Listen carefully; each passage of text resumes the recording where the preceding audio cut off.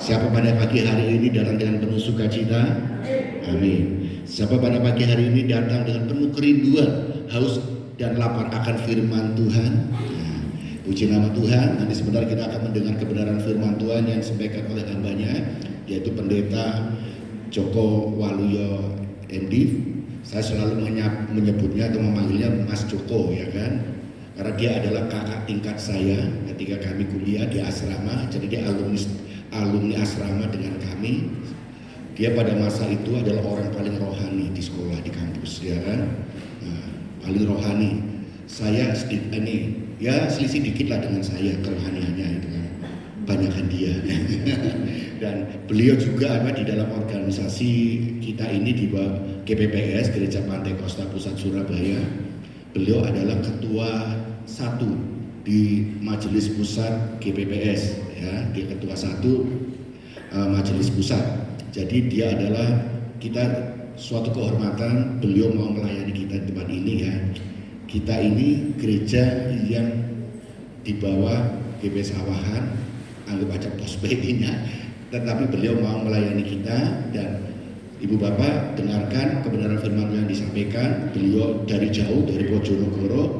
Tadi baru tiba jam 7:04, kita langsung menuju ke sini. Satu kehormatan.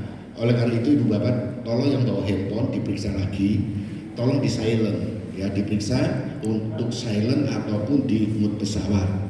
Dan kita jangan ngobrol satu dengan yang lain, fokus kebenaran firman Tuhan. Supaya apa? Kita datang dari jauh, kita datang dari rumah, mungkin ada yang jalan kaki, naik sepeda, naik motor, naik mobil, atau naik angkutan umum, tidak sia-sia kita mendapatkan berkat yang utuh, ya. Jadi tolong periksa lagi, kemudian di pesawat ataupun silent.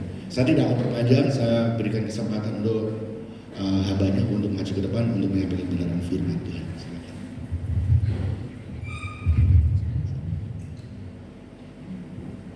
Ya, salam. Tadi Pak Rudi sedang beriwayat, menyampaikan riwayat. Ya, begitulah. Jadi biasanya kalau ditinggi-tinggikan, habis itu dijatuhkan. Puji Tuhan, tapi beliau bukan tipikal yang seperti itu. Ya, terima kasih Pak Rudi sebagai hamba Tuhan yang mempercayakan saya untuk menyampaikan firman Tuhan. Ketika saya SMA, saya pernah juga ibadah di tempat ini. Waktu itu ada kunjungan kaum muda GPPS Tuban di GPPS Kaliasin. Kalau tidak salah ibadahnya Sabtu.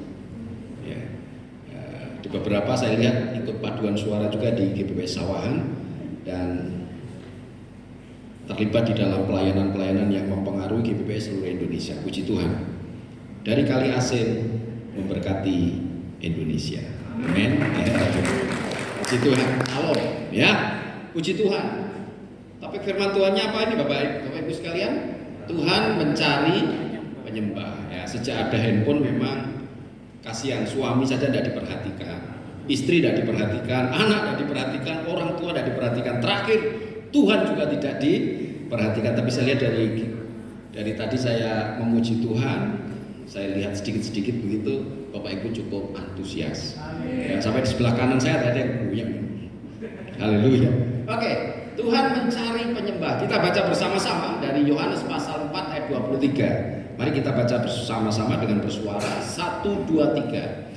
Tetapi saatnya akan datang dan sudah tiba sekarang bahwa penyembah-penyembah benar akan menyembah Bapa dalam roh dan kebenaran. Sebab Bapa menghendaki penyembah-penyembah demikian. Oke. Nah Bapak Ibu, ini sekedar sedikit saja pengantar. Sebab Bapa menghendaki, di versi bahasa Indonesia di situ menggunakan kata kerja menghendaki. Di dalam versi Alkitab bahasa Inggris baik KJV maupun NIV sama-sama menggunakan kata kerja mencari, ya. Jadi menghendaki di Indonesia agak sangat samar, tetapi di sini mencari, ya. Sangat ada fokus, sangat ada tujuannya, sangat ada targetnya, ya, yaitu mencari. Oke, saya lanjutkan. Jadi disimpan ya. Jadi Bapa mencari penyembah. Nah, kita akan baca bersama-sama juga. Saya akan membacakan untuk saudara. Setelah semuanya itu Allah mencoba Abraham. Ia berfirman kepadanya, Abraham. Lalu sautnya, ya Tuhan. Firman-Nya, ambillah anakmu yang tunggal itu yang engkau kasihi, yakni Ishak, pergilah ke tanah Moria dan persembahkanlah dia di sana sebagai korban bakaran pada salah satu gunung yang akan kukatakan kepadamu. Bapak Ibu, kita tidak usah takut menyatakan bahwa dalam fakta dan sejarah yang dipersembahkan itu adalah Ishak. Ya, itu saya pertama percaya Tuhan Yesus, saya belum mengenal ini. Jadi waktu teman saya beda agama menanyakan, saya kebingungan menjawab, namanya saja baru jadi Kristen. Ya, tapi Bapak Ibu tentu sudah mengerti ya. Oke, saya lanjutkan. Keesokan harinya pagi-pagi bangunlah Abraham, ia memasang pelana keledainya dan memanggil 2 orang bujangnya beserta Ishak anaknya. Ia membelah juga kayu untuk korban bakaran itu, lalu berangkatlah ia dan pergi ke tempat yang dikatakan Allah kepadanya. Dari 2 ayat, di ayat 2 dan 3 ini menunjukkan bahwa yang namanya ibadah, menyembah, mencari Tuhan itu ada waktu yang kita prioritaskan. Bukan waktu terbuang, bukan waktu sisa, tetapi itulah waktu terbaik yang kita berikan untuk Tuhan. Ada pengorbanan tenaga. Saya mendengar dari Pak Rudi, ada yang rumahnya cerme ya. Cerme ya. Betul ya. Bahasa Inggrisnya apa cerme ya? Ya kalau Magetan kan Manhattan, Magetan. Ya, puji Tuhan. Oke. Ke tempat yang dikatakan Allah kepadanya. Jauh itu cerme ya. Ketika pada hari ketiga Abraham melayangkan pandangannya, kelihatanlah kepadanya tempat itu. Oh, ini baru pertengahan, sudah hari ketiga. Betapa jauhnya. Saya mendengar dari beberapa dari saudara rumahnya cukup jauh dari Kaliasin, ya. Puji Tuhan. Kata Abraham kepada kedua bujangnya itu, tinggallah kamu di sini dengan keledai ini. Aku beserta anak ini akan pergi ke sana. Kami akan sembahyang. Sesudah itu kami kembali kepadamu. Lalu Abraham mengambil kayu untuk korban bakaran itu dan memikulkannya ke atas bahu Ishak anaknya, sedang di tangannya dibawanya api dan pisau. Demikianlah keduanya berjalan bersama-sama. Ya. Orang ibadah tidak ada yang tangan kosong, hanya pendekar saja yang tangan kosong. Orang yang beribadah menyembah Tuhan, datang menghampiri Tuhan, mereka mempersiapkan segala perlengkapannya. Ya, persembahan sudah dimasukkan kan dari jauh. Ada yang disetrika, beberapa jemaat itu disetrika, ya, sampai kumisnya tokohnya rontok juga, ya kan? Oke. Nah, lalu berkatalah Ishak kepada Abraham ayahnya, Bapak. Saut Abraham, ya anakku, bertanyalah ia, di sini sudah ada api dan kayu, tetapi di manakah anak domba untuk korban bakaran itu? Ishak adalah anak yang kritis, tapi bersyukur Ishak punya ayah, punya bapak namanya Abraham, seorang ayah yang bijaksana, seorang bapak yang lembut, seorang bapak yang tidak langsung memotong dan menyuruh diam, tapi dia menjawabnya dengan baik. Ya, saut Abraham, Allah yang akan menyediakan anak domba untuk korban bakaran baginya, anakku. Demikianlah keduanya berjalan bersama-sama. Sampailah mereka ke tempat yang dikatakan Allah kepadanya. Lalu Abraham mendirikan mezbah di situ. Disusun nyalah kayu, diikatnya Ishak anaknya itu, dan diletakkannya di mezbah itu di atas kayu api. Siapa yang berkata ibadah itu hanya sisi roh? Ibadah juga ada sisi jasmaniah, ada sisi fisik yang dikeluarkan, saudara sekalian. Mendirikan mezbah, menyusun kayu, mengikat Ishak anaknya itu, diletakkannya di atas mezbah itu, ada tenaga yang dikeluarkan. Ibadah di sini 1,5 jam kemungkinan. Tapi lihat berhari-hari, beberapa jam yang lalu, beberapa waktu yang lalu sudah ada tenaga-tenaga yang mempersiapkan supaya Bapak Ibu beribadah dengan nyaman. Ada yang memeriksa kabel, ada yang memeriksa ini, supaya apa? Ibadah dilangsungkan dengan penuh sukacita, tidak ada gangguan. Ya, puji Tuhan. Sesudah itu Abraham mengulurkan tangannya lalu mengambil pisau untuk menyembelih anaknya. Ini bukan pura-pura. Abraham betul-betul melakukan, tidak ada kepura-puraan. Abraham tidak sedang melakukan tipuan di hadapan Tuhan. Abraham melakukannya dengan tulus dan sungguh-sungguh. Tetapi berserulah malaikat Tuhan dari langit kepadanya, Abraham, Abraham. Sautnya, ya Tuhan.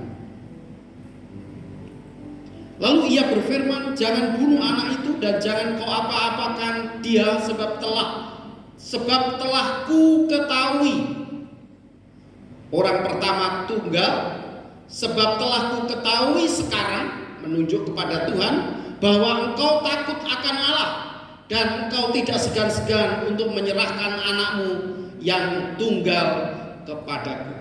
Ya, Tuhan itu menguji kesungguhan Abraham. Dan pada akhirnya Tuhan menemukan Abraham adalah seorang yang sungguh-sungguh. Ada berapa puluh jiwa yang hadir saat ini? Ada yang sungguh-sungguh, ada yang setengah-setengah. Tetapi saya dan Pak Rudi berdoa, saudara didapati sungguh-sungguh. Puji Tuhan. Kata Abraham kepada kedua bujangnya itu, tinggallah kamu di sini dengan keledai ini. Aku beserta anak ini akan pergi ke sana. Kami akan sembahyang. Di sini menggunakan worship. Sesudah itu kami kembali kepada. Hari ini Abraham saya ambil sebagai salah satu contoh. Salah satu contoh. Ada banyak contoh tokoh Alkitab. Seorang yang menyembah Tuhan.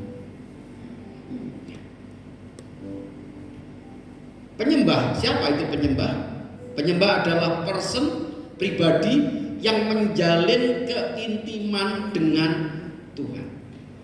Jadi yang namanya penyembah bukan rombongan. Penyembah tidak bisa ikut-ikutan. Penyembah adalah person to person. Seorang kepada seorang. Seorang ciptaan kepada penciptanya. Itulah penyembah. Dan saudara, ketika memimpin pujian, saya menikmati setiap puji-pujian. Karena apa? Saya sedang person to person. Saya sedang bertatap muka dengan Tuhan yang menciptakan saya. Amin. Ketika kita mengerti ini, saudara akan mengucapkan, saudara akan melafalkan kata-kata terbaik. Saudara akan menyanyi tidak sembrono. Saudara akan menyampaikan dengan terbaik. Karena saudara tahu, saudara sedang face to face dengan pencipta kita. Dia menciptakan saya dan saudara. Berarti person yang menjalin keintiman dengan Tuhan. Saudara, kenapa Tuhan mencari penyembah? Mari kita ingat bahwa karakteristik Allah adalah pencari yang teliti dan ulet. Jadi Tuhan kita itu punya karakteristik pencari.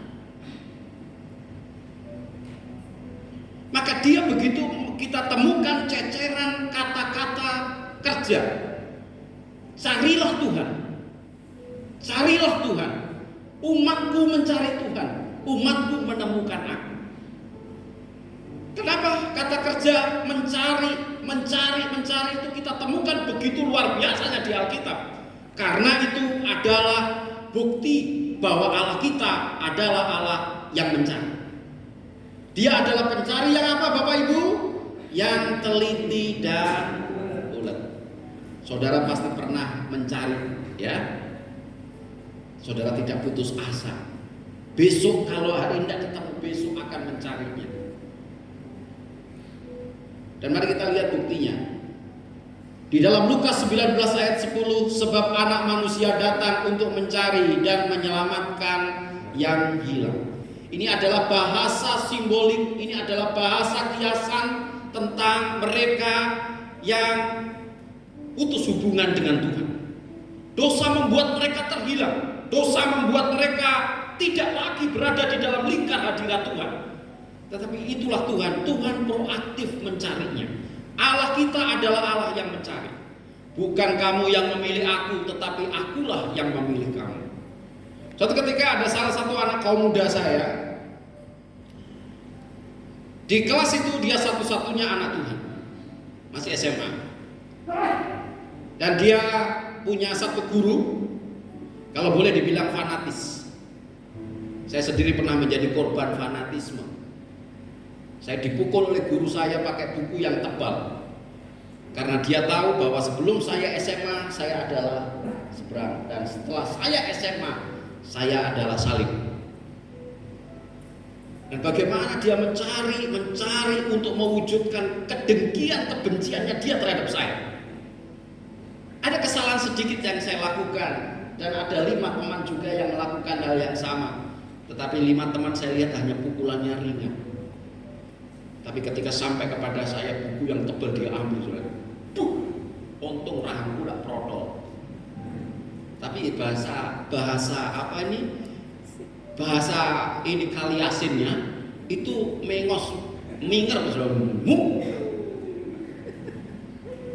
Dan ketika reuni SMA mungkin 20 tahun kemudian, yang saya cari adalah guru ini. Bukan untuk menyelesaikannya secara jantan, tapi saya sudah mengampuni. Dan saya melihat ketika beliau sakit pangsui itu ya, saya datang, Pak Joko ya, kamu sekarang di mana? Saya pendeta. Untung dia tidak mukul saya lagi. Bapak Ibu, sebab anak manusia datang untuk mencari dan menyelamatkan yang hilang. Nah, kembali ke anak SMA ini ditanya, kenapa kamu jadi Kristen?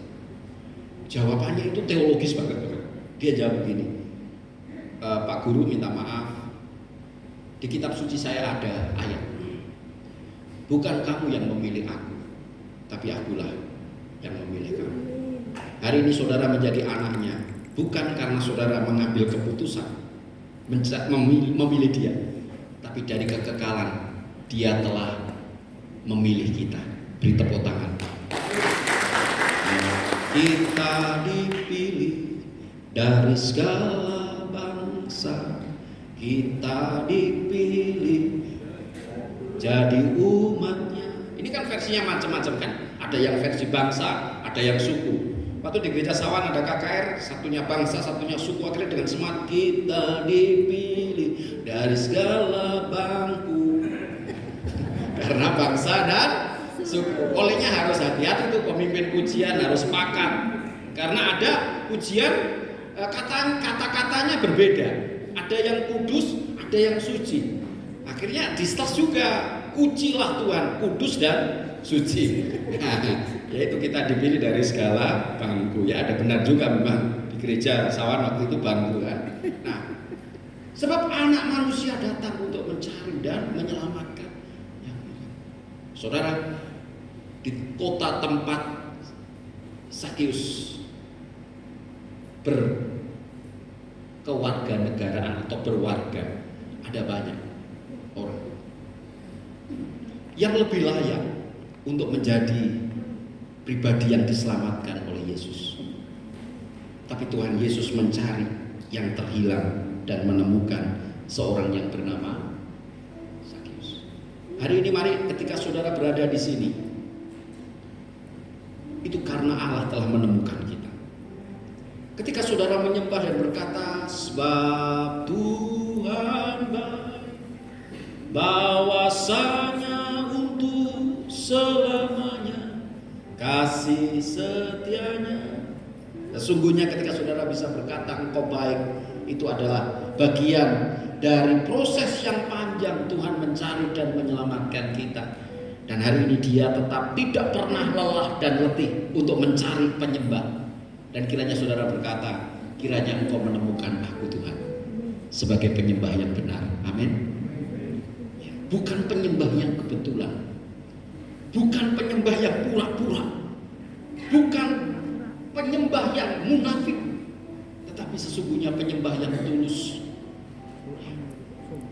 Haleluya. Yang berikutnya, berkat yang kedua, desain awal Allah terhadap manusia adalah penyembah dirinya. Ketika Tuhan menciptakan manusia, yang lain Tuhan berkata, jadilah. Tetapi ketika sampai kepada penciptaan manusia, saudara sekalian, narator penulis kitab Kejadian begitu panjang menceritakan kronologi penciptaan manusia. Tunggu konsepnya dulu dalam Kejadian 1 ayat 26. Baiklah kita menciptakan manusia segambar serupa dengan kita. Diciptakannya laki-laki, diciptakannya perempuan. Dan di dalam kitab Kejadian pasal 2 baru kemudian ketika ada embun yang turun di bumi membasahi itu Adama, baru Tuhan kemudian membentuk manusia laki-laki. Dibangunlah manusia, dibentuklah manusia itu, tetapi belum menjadi yang hidup. Maka Tuhan menghembuskan nafasnya sehingga manusia menjadi makhluk yang hidup. Tuhan menghembuskan bagian dari dirinya untuk dibagikan kepada manusia yang tentu tidak dibagikan kepada ciptaan yang lainnya. Maka saudara disebut sebagai pribadi yang spiritual. Bapak Ibu disebut sebagai makhluk yang spiritual. Karena apa? Saudara dan saya didesain Tuhan untuk haus dengan pencipta kita. Dan ketika dosa itu menjadi pilihan daripada nenek moyang kita pertama, saat itu potret diri manusia dan potret tentang Tuhan itu menjadi rusak. Sehingga manusia ketemu pohon, kok adalah Allahku. Orang Mesir ketika ketemu kodok, kata dia cat, itu adalah junjunganku, itu adalah sesembahanku. Kalau saudara ketemu kodok langsung siapkan tauco. Jadilah suike. Iya. Suka suike semua ya? Oh, langsung suka. Nah, kelihatannya nanti ibu gembala yang traktir untuk suike. Ya, puji Tuhan. Kalau Pak Rudi tidak suka, ya, tidak suka.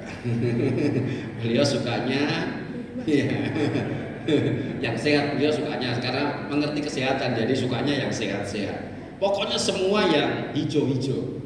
Nah itu Pak Rudi ya. Kalau yang kedagingan beliau nggak suka.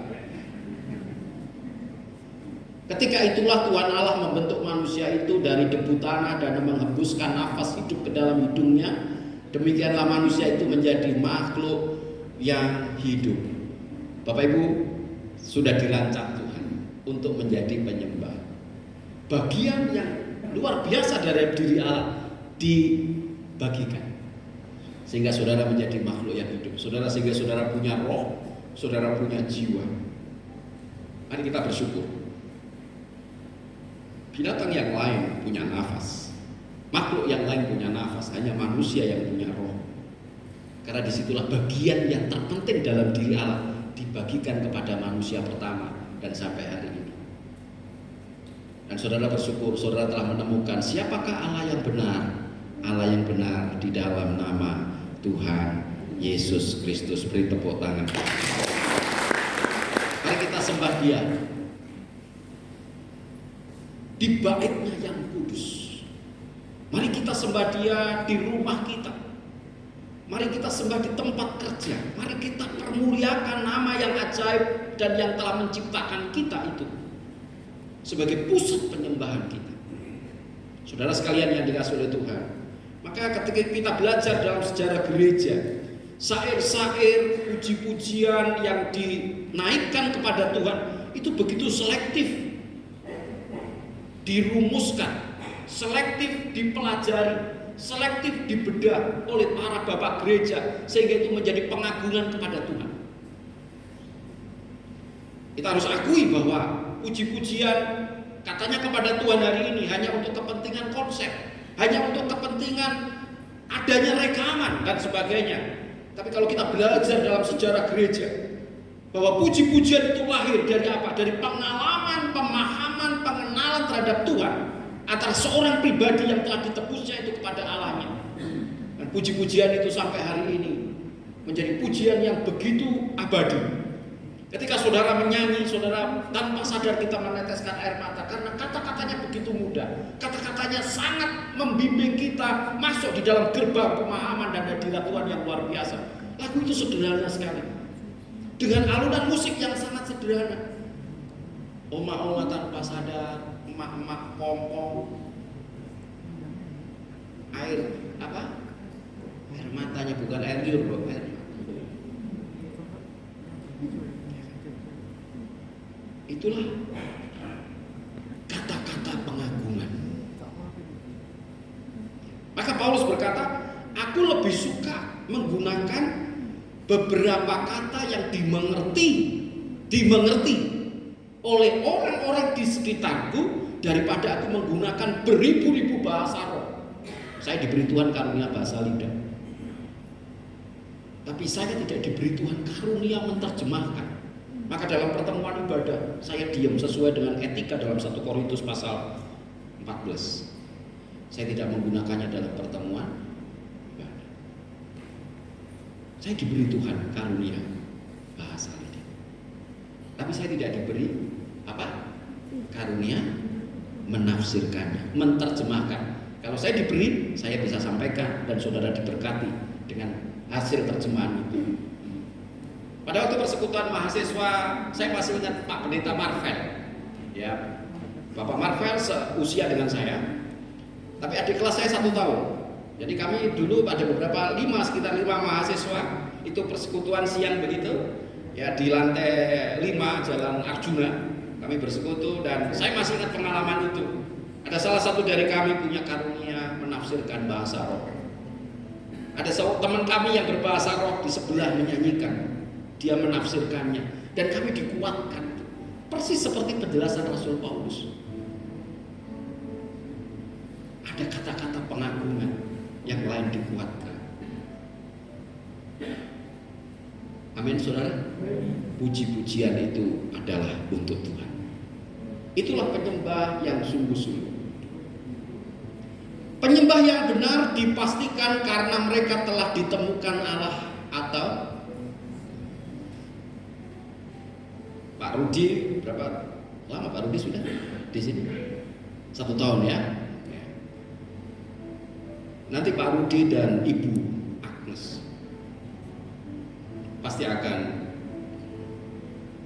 ada sisi-sisi dia putus asa juga. Ada sisi-sisi beliaunya akan menyerah sebagai seorang hamba Tuhan. Aduh, ini disuruh maju susah.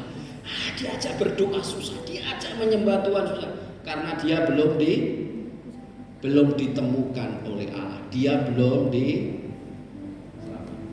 Tapi orang kalau sudah dijamah Tuhan Bapak Ibu, dia akan bergerak ke arah kehendak Tuhan. Tidak perlu dia ditendang.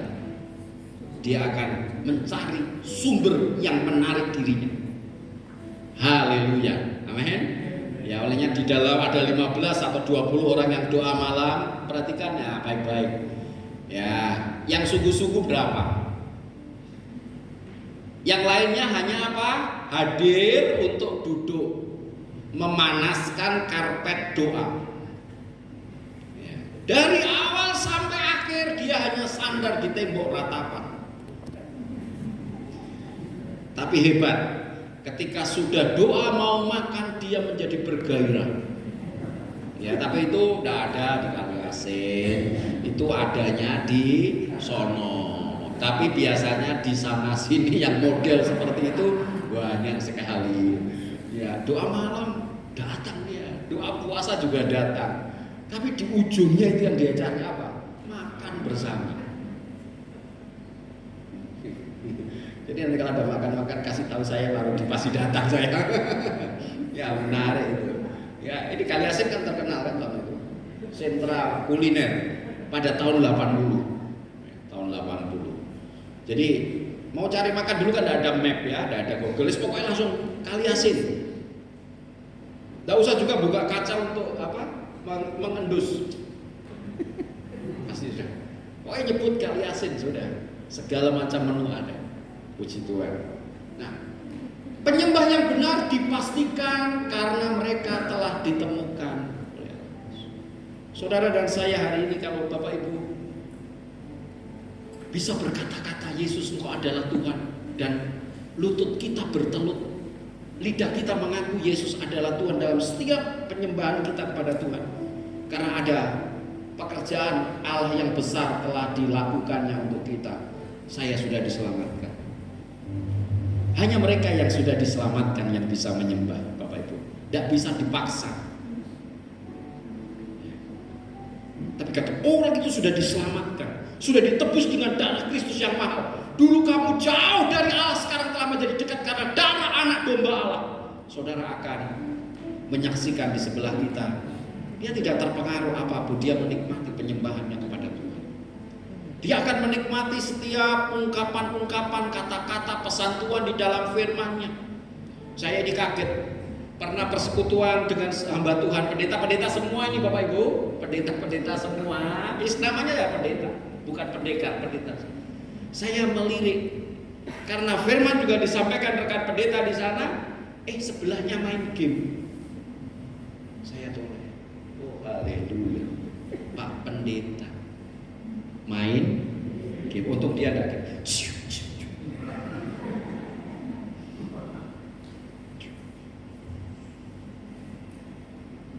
Tapi saya lihat di sini tidak ada yang asik dengan itu ya, game ya.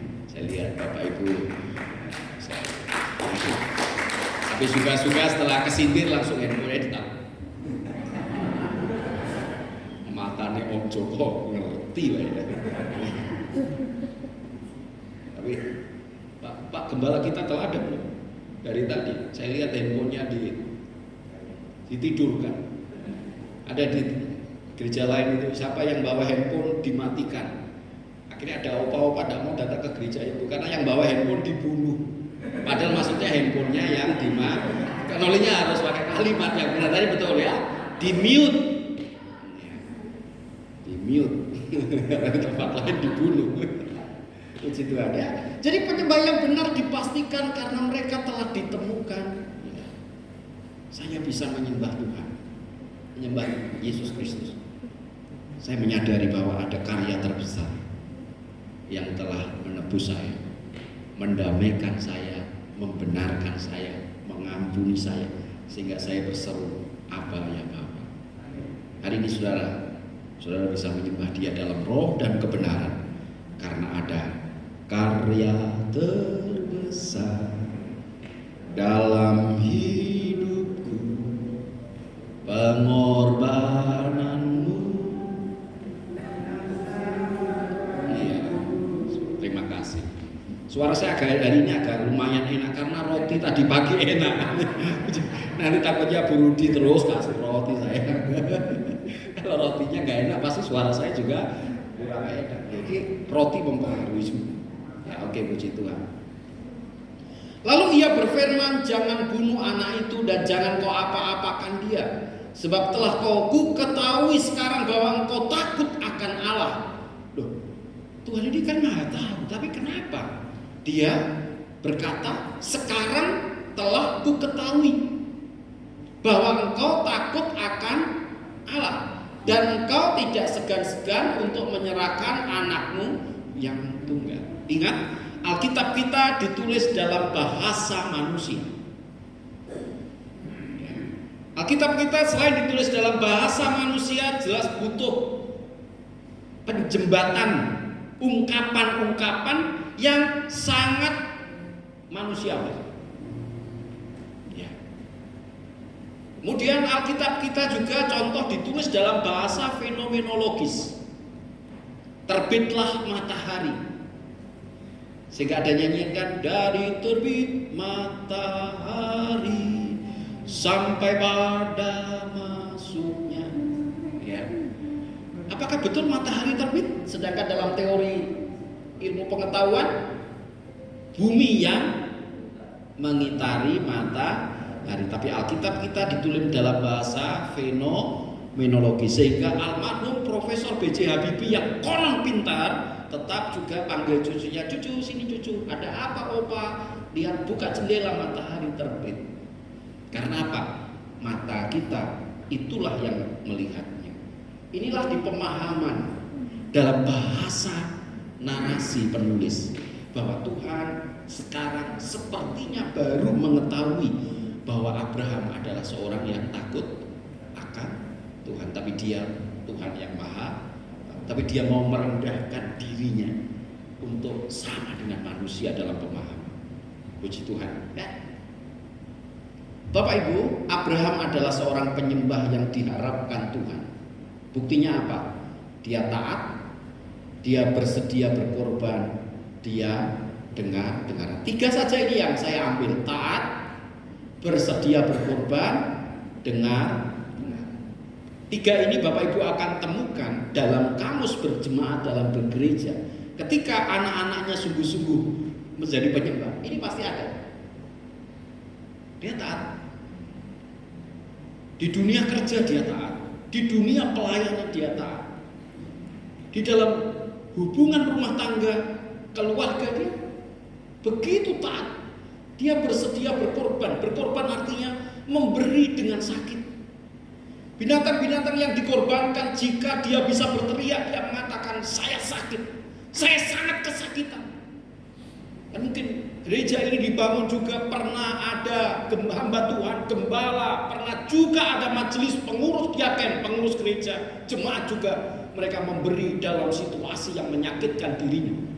Dia tidak punya apa-apa, tapi dia digerakkan oleh Tuhan. Dia tahu bahwa ini untuk Tuhan, dia berikan dalam situasi dia sedang kekurangan, seperti janda yang sedang dalam kemiskinannya. Kenapa jemaat di Makedonia dipuji oleh Paulus? Mereka sangat miskin dan mereka dalam berbagai ujian pencobaan, tapi mereka mampu memberi karena mereka kaya dalam kelimpahan. Saudara sekalian yang dikasihi oleh Tuhan, berkorban. Yang berikutnya, dia dengar. Abraham, dia langsung mendengarkan. Tentu Bapak Ibu tidak akan lagi mendengar suara seperti itu, karena Alkitab sudah ditulis. Ya. Kita dengar-dengaran melalui firman-Nya yang tertulis. Kita dengar-dengaran melalui pemimpin-pemimpin kita yang ada di institusi gereja kita. Siapa tidak bisa mendengarkan pemimpin yang kelihatan? Dia omong kosong, dia bisa mendengarkan pemimpin yang tidak banyak jemaat kalau ditegur gembalanya langsung, om tidak mau om, saya hanya mau ditegur oleh Tuhan. Betul, ketika dia ditegur Tuhan sekali saja selesai dia, ya kan? Tapi ditegur gembalanya, hamba Tuhan, berterima kasihlah, amin. Ya, tadi ya, kamu pelayanan, bajumu tidak baju pelayanan, itu baju pelayanan, beda ya. Baju pelayanan dengan baju pelayanan. Istri saya pernah menasihati cowok, saudara, minggat, diingatkan kalau pelayanan kostumnya begini, wah sudah ada tatanya ya, ada tata tertibnya, tidak mau dia melanggar terus.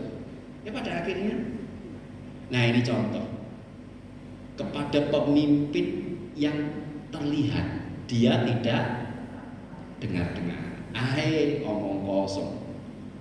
Ya. Mari kita belajar dengar-dengaran. Ketika pemimpin kita memutuskan, menetapkan, menugaskan saudara, mungkin pelayanan itu kecil, lakukanlah dengan segenap hati, seperti untuk Tuhan. Beri tepuk tangan. Biasanya tepuk tangan gini itu kode nabar om, ya.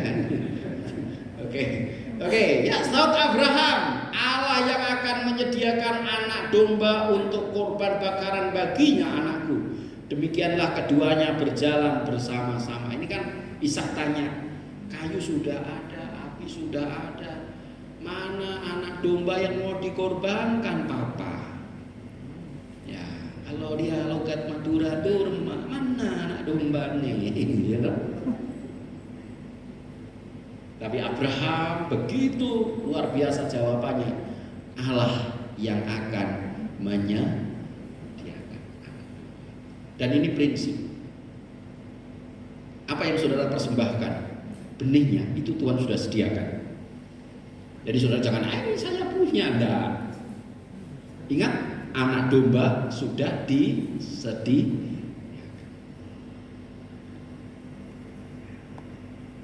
Ada yang harus kita berikan untuk Tuhan. Itu memang Tuhan punya. Tapi ada yang Tuhan kasih untuk kita kelola. Kalau yang untuk Tuhan kita pakai juga, Tuhan akan ambil miliknya tanpa permisi. Ya, ingat persepuluhan itu bukan persembahan, Bapak Ibu. Persepuluhan itu adalah ketaatan tanpa syarat. Ya, bawalah persepuluhanmu kepada Tuhan. Kalau persembahan itu berarti ada sesuatu yang kita berikan. Tapi persepuluhan dakwah itu namanya milik Tuhan, kita kembalikan. Ya. Nah, mari kita lihat di sini. Penyembah yang benar tidak khawatir tentang masa depan. Tuhan yang akan menyediakan. Di sini ada beberapa, saya lihat anak-anak muda. Saudara pasti tahu persaingan ke depan akan semakin berat. Tapi mari kita belajar dari seorang Yusuf. Yusuf itu from zero to hero. Dia tidak punya siapa-siapa di Mesir. Dia tidak punya modal apa-apa. Modalnya dia hanyalah Tuhan yang menyertai dia. Dan hari ini saya katakan kepada anak-anak muda, modalmu adalah Tuhan yang menyertaimu. Beri tepuk tangan.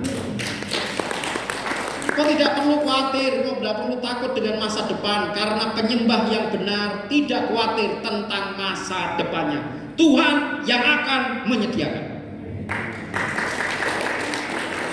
Lagu ketika saya menjadi Kristen pertama, Bapak Ibu, lagu itu sangat berkesan adalah Jangan Kamu Khawatir. Saya masih ingat lagu itu.